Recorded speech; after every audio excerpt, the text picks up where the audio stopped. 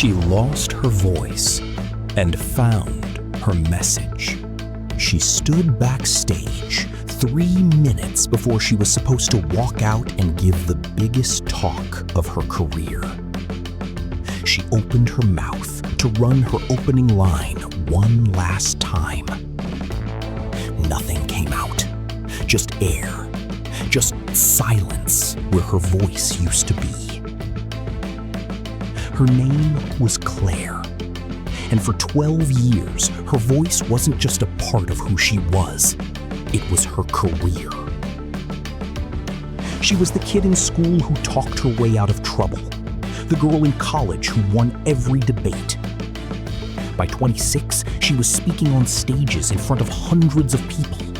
And by 30, she built a growing podcast where thousands tuned in every single week just to hear her talk through hard ideas in that warm, confident voice of hers. People used to tell her, "Claire, you could read a grocery list and I'd still listen." And she believed them. Why wouldn't she? Her voice had opened every door she'd ever walked through. She was building towards something bigger, a major keynote, a chance to speak in front of the kind of audience that changes a career overnight. She'd been preparing for months. She had no idea her own body was about to take the only tool she'd ever trusted completely away from her. It didn't happen all at once. It started small. A hoarseness after long recording sessions. A rasp she blamed on dry studio air. A cough that wouldn't fully clear. She pushed through it, the way people who live by their voice always do. Tea, honey, rest days. It'll pass, she kept telling herself. It didn't pass. It got worse. The diagnosis came back with a name she'd never heard before. A vocal cord condition, something involving nerve damage and muscle tension. The kind doctors describe with words like unpredictable and chronic. The specialist put it to her plainly. "Claire, you may get periods where your voice returns. But right now, and possibly for a long time, speaking above a whisper may simply not be possible." Not possible. For a woman whose entire identity, entire income, entire sense of self had been built on sound. Those two words felt less like a diagnosis and more like a death sentence. The keynote was canceled. The podcast went silent. And Claire went home to an apartment that suddenly felt unbearably quiet. The next few months were the darkest of her life. Not just because she'd lost her voice, but because she genuinely believed she'd lost herself. She stopped answering calls because calls required talking, and talking hurt, physically and emotionally, in ways she couldn't fully separate anymore. She'd sit in meetings, typing notes on her phone to communicate, watching people's patience thin out as they waited for her to type instead of speak. She felt like a burden, like a ghost of the person she used to be. One night, she sat on her kitchen floor. She doesn't fully know why the floor, just that it felt like the only honest place to be. And she thought, if I can't speak, what's even left of me? That question sat with her for weeks, heavy, unanswered. But somewhere in that silence, almost by accident, she picked up her laptop one night. Not to work, not to plan a comeback, just to get the noise out of her head the only way she still could. She started typing. It wasn't polished. It wasn't strategic. It was just raw, honest writing.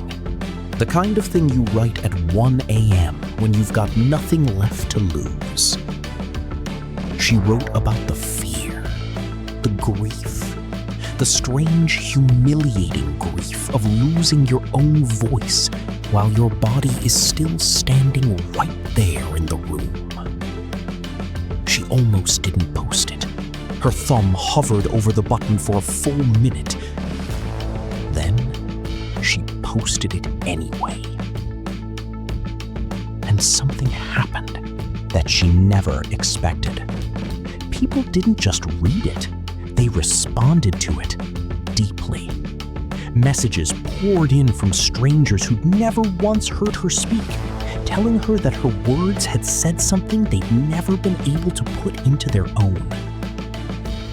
She kept writing, week after week, and slowly, something started to shift inside her. She realized, for the first time in her entire career, that people weren't just responding to how she sounded. They were responding to what she had to say. And in her writing, without the pressure of performance, without a stage or a microphone or a room full of eyes on her, her ideas came out sharper, more honest, more her than they ever had out loud. The voice hadn't disappeared. It had just found a new place to live. What started as survival, just a woman trying to feel like herself again, slowly became something bigger. Her writing found an audience, then a following, then, eventually, a book deal. 2 years after sitting on that kitchen floor believing she'd lost everything, Claire's collection of essays hit bestseller lists. Not despite losing her voice, because of it. And here's the part of the story that still gives people chills. About a year after the book released, Claire's voice partially came back. Not fully. She still can't project the way she used to. Still can't do a 2-hour speaking event the way she once did. But she could talk again. Softly, but clearly. And you'd think, of course, she'd rush straight back to the stage, back to the podcast mic, back to the exact life she'd lost. She didn't. Because somewhere in those 2 years of silence, Claire had discovered something she never would have found any other way. The writing wasn't a consolation prize. It was the stronger version of her gift. The one she'd been avoiding her whole life because the spoken version was simply easier. Simply what she already knew how to do. Losing her voice hadn't taken her gift away. It had taken away the wrong container for it. Here's what I want you to sit with. Somewhere in your life, right now, there might be a version of you that only exists because the easy path is still open. The comfortable skill, the familiar routine, the thing you're good at, so you never had a reason to look past it. And instead, what is this loss trying to move in me? Not take from me. Move. Because somewhere on the other side of that question, maybe some of you are in a season right now where something has been taken from you. A job, a relationship, your health, your confidence, something that used to define you. I'm not going to stand here and tell you that loss doesn't hurt. It does.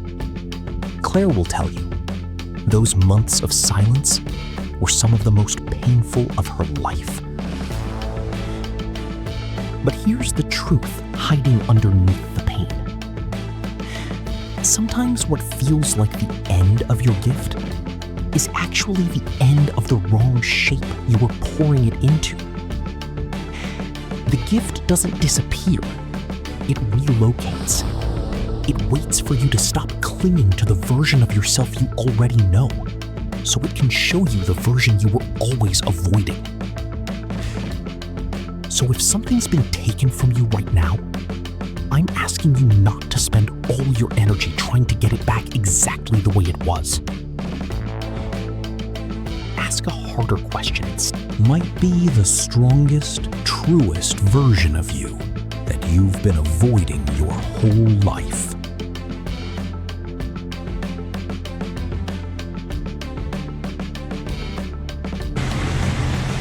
Don't wait for a diagnosis to find it.